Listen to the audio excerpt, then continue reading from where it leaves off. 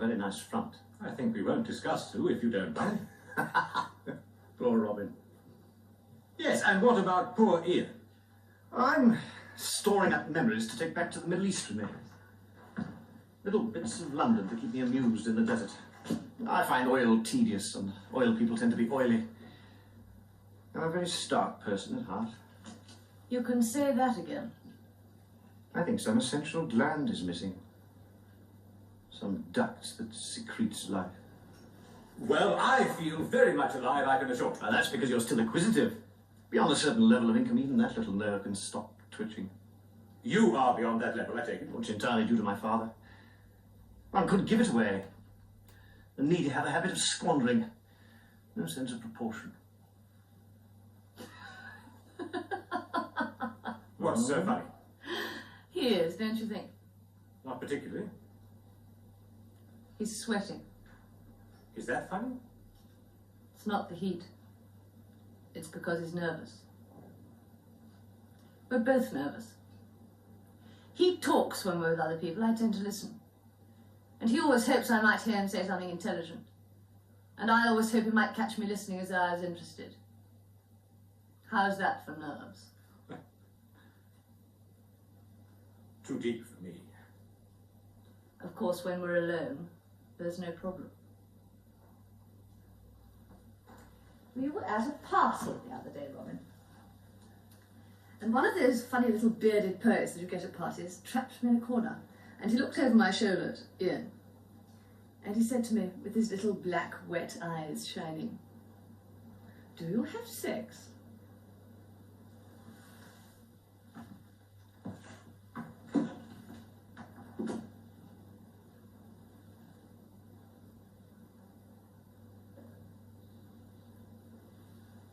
Isn't that marvellous? Christine, it's a secret lust. Some little bearded poet, she despises them to the point of orgasm. There's nothing and no one we don't despise between us. I'm flattered. No, you don't want to let us upset you. You never mean what we say. No, you must think of us as a kind of double act.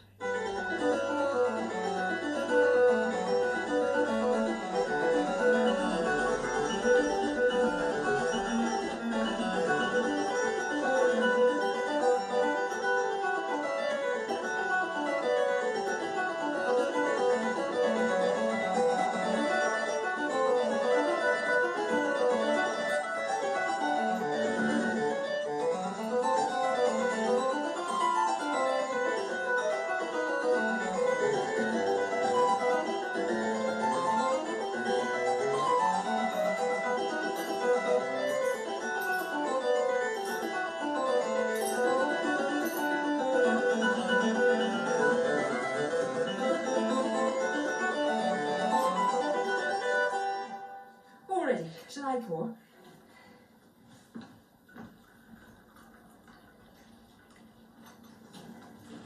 You've been having lots of lovely talkies? Well, I don't know about what. Biddy lit a gas under the kettle without seeing if there was any water in. It got red hot. I love red hot metal. I'd like to be a welder. Just lay off the kettle, that's all. Oh, I know, I'm a mess. Keep offering to go and cook for Nicholas. We never seem to get round to it somehow. Where does he live? Robin says, where does Nicholas live, Biddy? I don't know. Do you mean you've never been there? No. Somehow. Does it matter? Strikes me you don't know anything about Nicholas. I mean, he might be anything. So what? Well, it affects us, you know. How? Well, it's our flat as well. But I am free to know who I please, But aren't the I? point Sue's trying to make, Biddy, is that you have certain obligations to her and Christine, and then there's your parents. Sue tells me how your mother worries about you. I've got to say it, Biddy. There's something intrusive about Nicholas. He could be a criminal, a murderer, a sex maniac, and it might well turn out that you were the weak point in the defences. What defences? You mustn't talk about him like that. I love him and he loves me. I will not have you talking like this. I'll never ask him here again. Adam, you had better find someone else to share this flat. Straight away.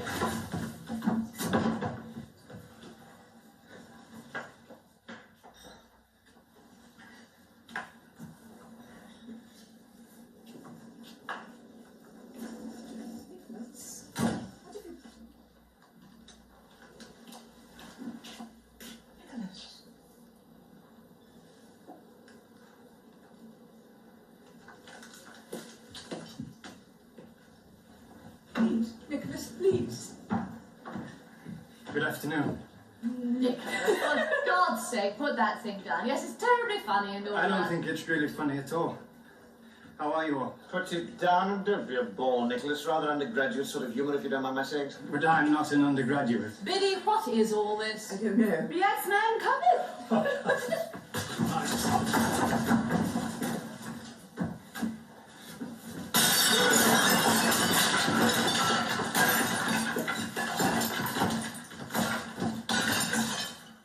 What the hell do you think you're doing? Come on.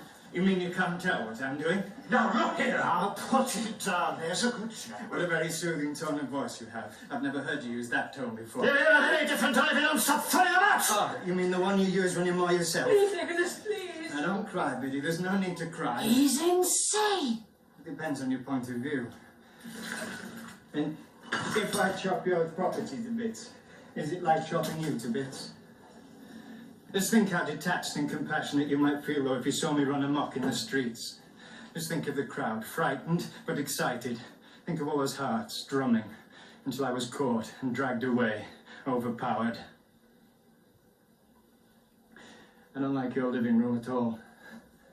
I used to daydream of having a room, high and long, with whitewashed walls and golden waxed floorboards.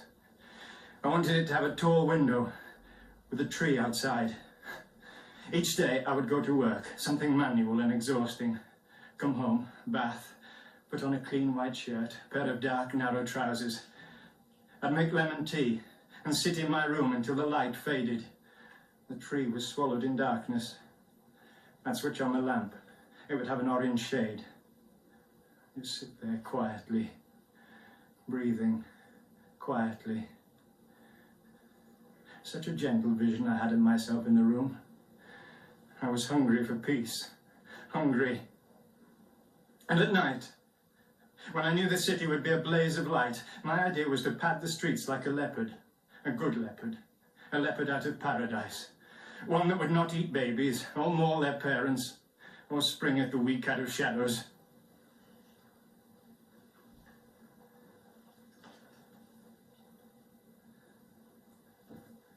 I hope I move you. I hope you are touched. Listen, Nicholas. Robin and I are going to comfort you. And we're not going to hurt you. That's right.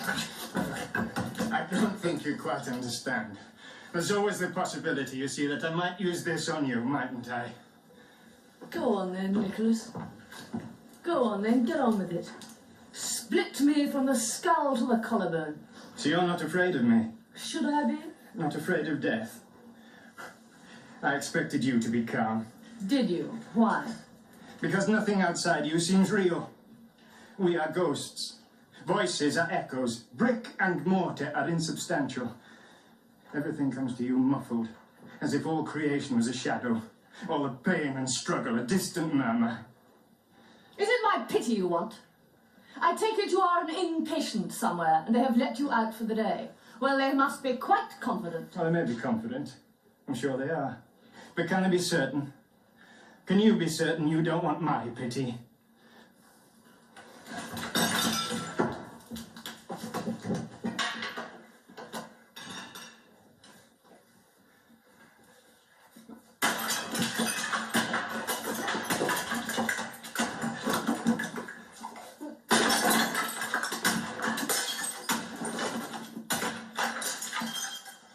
Were you going to jump on me, Robin? Now why don't you pack it in? What's a normal reaction when things get out of hand? I never allow things to get out of hand. I can't blame you for wanting to appear virile in front of Sue. In fact, there must be whole areas of your personality pining for expression.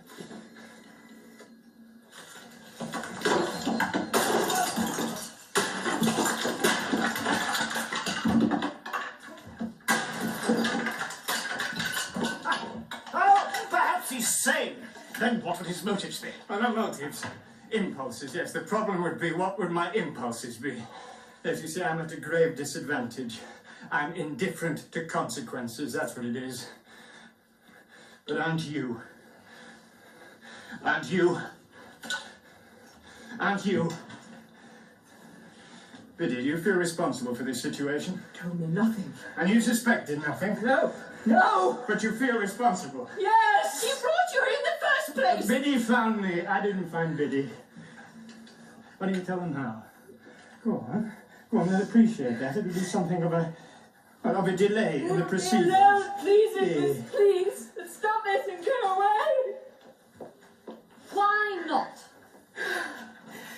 On a beach, looking for pebbles and little crabs. And then I found a hollow in the dunes, and there was Nicholas, fast asleep. The weekend you refused to come with us to Glyndebourne. How romantic. Is mad herself. Only. I remember insisting you came with us. We all insisted. I covered him with sand. I made him into a lovely sand castle. They were so funny that I was able to do it. I was going to run away when I'd finished. Then I made a flag out of a piece of seaweed and a twig, and just when I stuck it in, he woke up. Excuse me.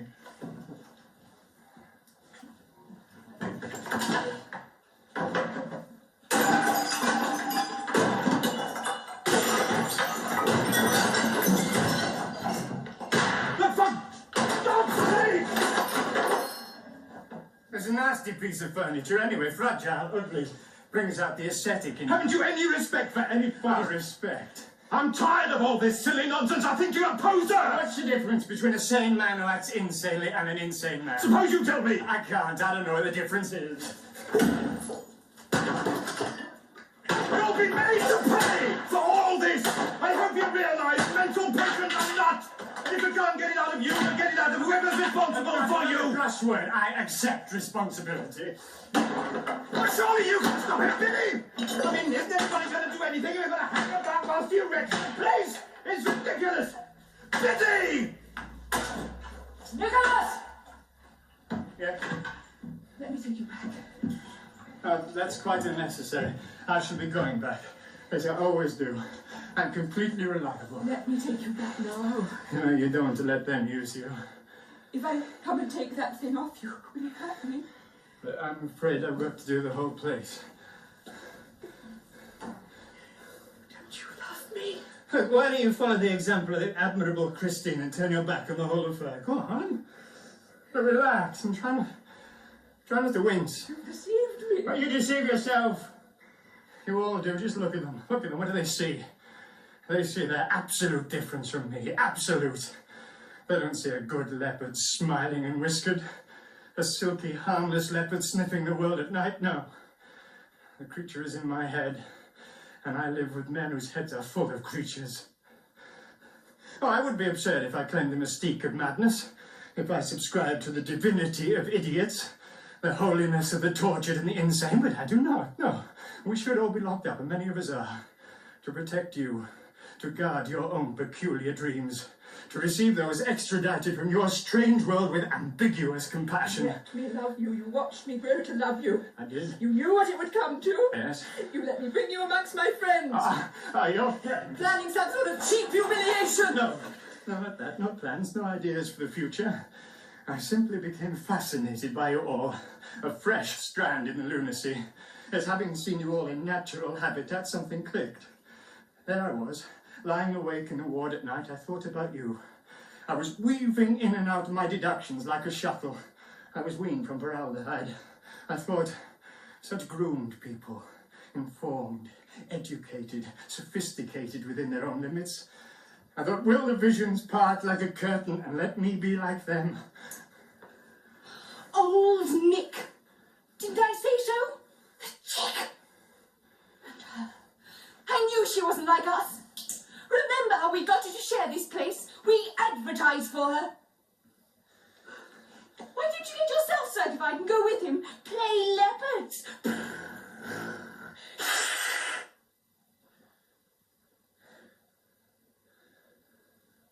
He's obscene, filthy, loathsome. Why do we keep them alive?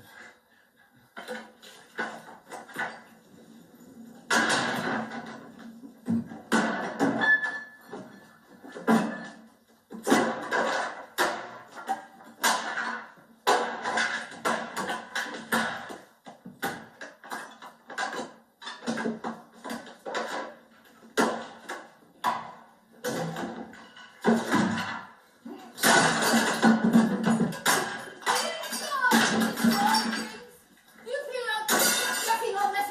Now, why do you think there should be a message? I assume you're trying to tell us something to express.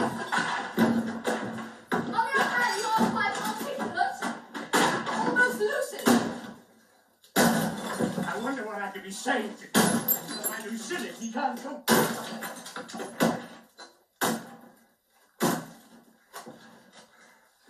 Tell me, Huh? you had hallucinations. Oh, really? What else did you want besides a room? Nothing. Not a girl? Maybe a girl. What sort of a girl? Oh, so Sue has managed to get out. Won't be long then. When did she ring for the police or an ambulance? Or both? You must hate her. No, it isn't that. What then? You're suddenly very unsure of yourself.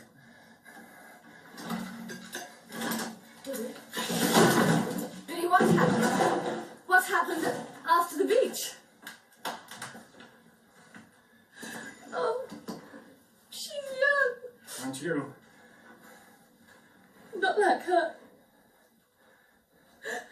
Now, go on, Billy, don't cry. Billy? I feel so used and bitter.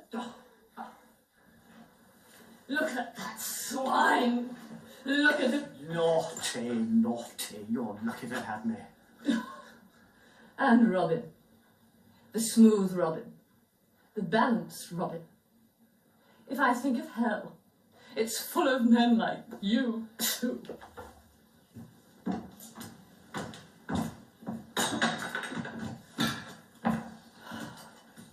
What are we doing in hell, huh? Burning with women like you. You can insult each other as much as you like, but you can leave me out of it. No, you won't even get to hell. What's the matter with you all? What's the matter? But it's been a fascinating afternoon, hasn't it? I'm ashamed of us all, ashamed. We could have stopped him.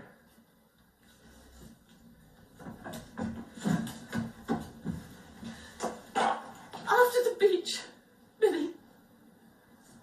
What I met. Peace. So I'm frightened now, obviously. After what he's done, seeing what he is, frightened.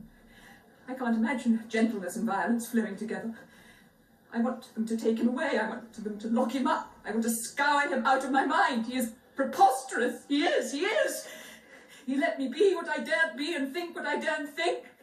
He allowed me to become unreal, for which I could never forgive him. Never, never.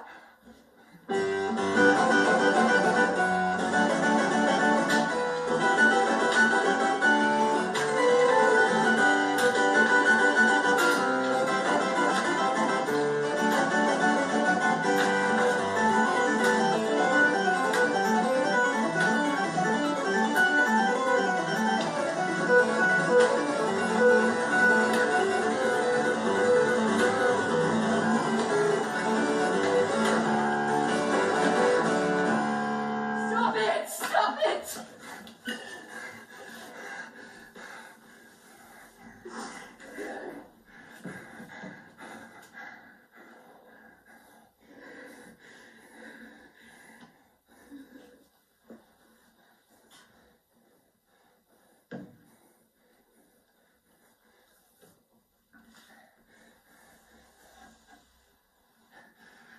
It's only a question of minutes now. It'll all be over. When I dream of this moment, I see men with great nets. The sky is full of nets, and the spinning sun is glancing through them like an eye. I'm shouting to you. Shouting. I wonder why I withdrew from your world into mine. It's been pleasant coming to see you, coming here. The other day, I was walking in the woods behind the block, near the railings. I pressed my face between two of the bars, looking out. How are they all getting on, I wonder? How are they making out in their shops and houses and factories and wherever it is they are? What are the headlines? How many are giving birth? And how many are closing their eyes for the last time? I thought of the children doing their lessons, the soldiers dying, the men and women lying in prisons. I began to cry. Two old women were standing at a bus stop nearby. One of them saw me. "Poor man," she said to the other. "Poor man."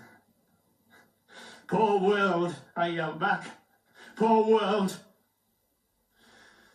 And they turned away, embarrassed.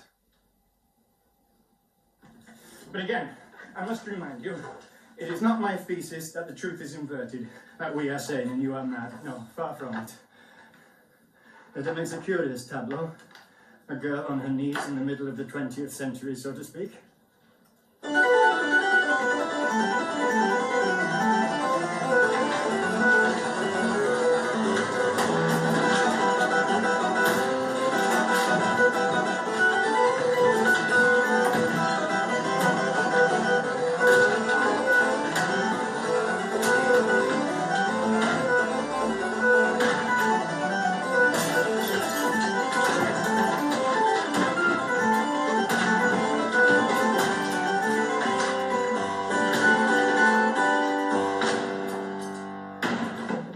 You must try again.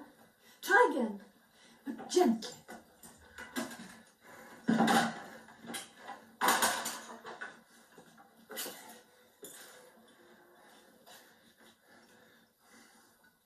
Do you want to kiss me? Or do you think we should kiss? You've got to realise that I don't understand.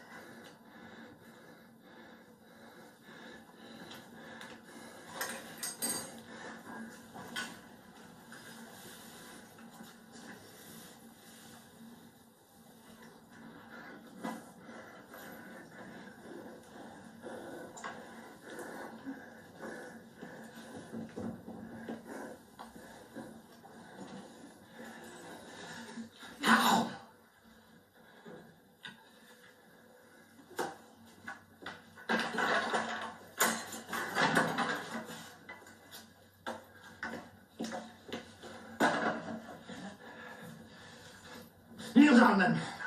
Go on, find a chair.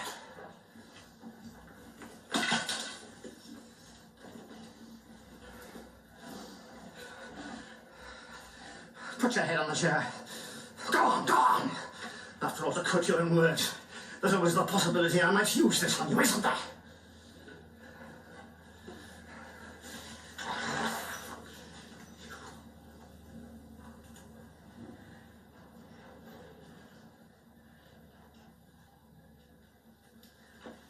Just stop this and leave him alone. Oh, it's the perfect setting for an execution. Ah!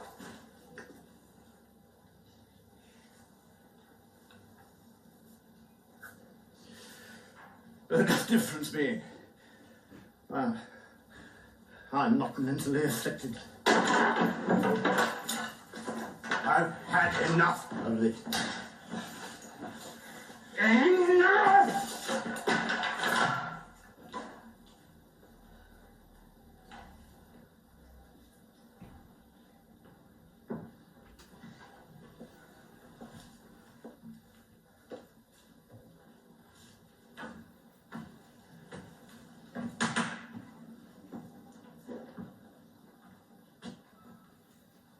I never want to see you again.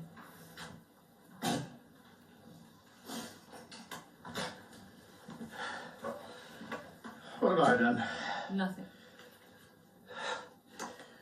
Can't humiliate a lunatic. Perhaps not. The old oil wells are going to be comparatively tame after this. I want you to be quiet. Why? I should have thought there was still a lot more to be said. I'm not thinking about you. Or me. I'm thinking of those two in there. You are the only one who knows why.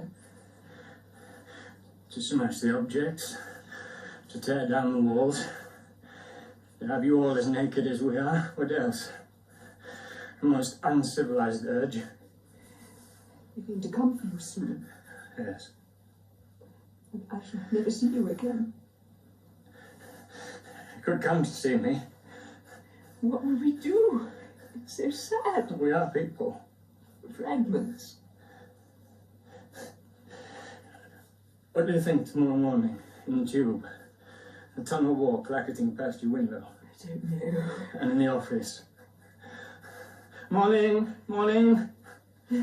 Another lovely day. Oh, say, did you have a nice weekend? Mr. Randall, he always does. And when you open the newspaper...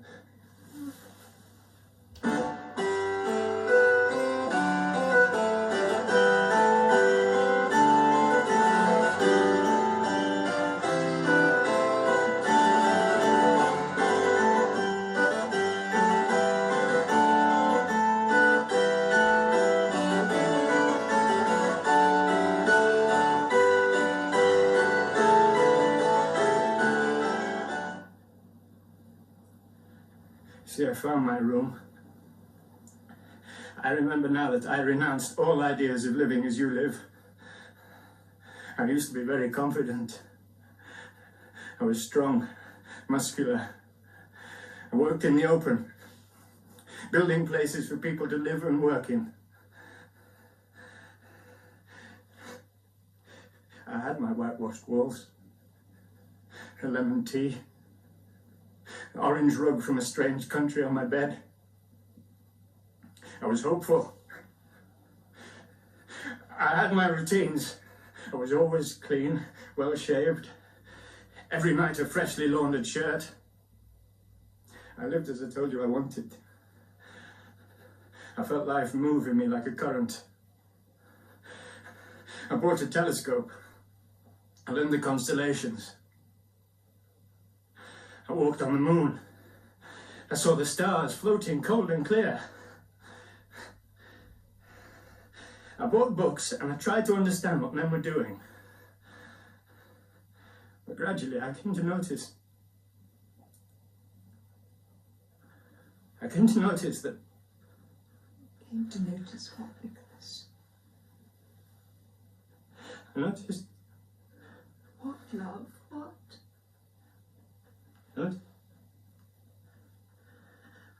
Noticed